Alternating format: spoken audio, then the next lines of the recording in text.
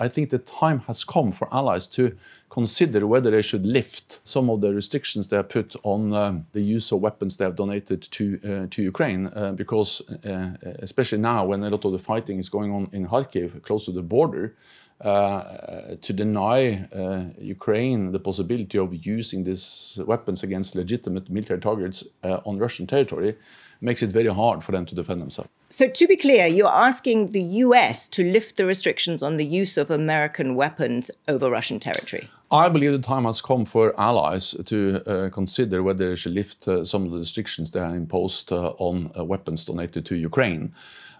Because we need to remember what this is. This is a war of aggression by Russia against Ukraine. Ukraine has the right to defend themselves, and that includes also striking targets on Russian territory. Some allies have already lifted those restrictions, allowing to use their weapons against military targets in Ukraine, and I believe the time has come for other allies to consider this. The UK has effectively lifted the restrictions, and it is the US that's really the single most important one. I think what we see now demonstrates the need to reconsider those restrictions, not least because we have fighting going on along the border between Russia and Ukraine, especially in the Kharkiv region, where the front line and the borderline is more or less the same.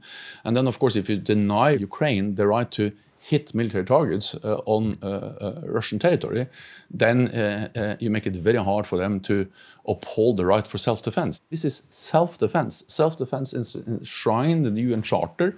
It's legal, it's legitimate, and we are helping Ukraine with upholding that right, and that should include the ability to also strike targets on Russian territory when there are military legitimate targets we're talking about.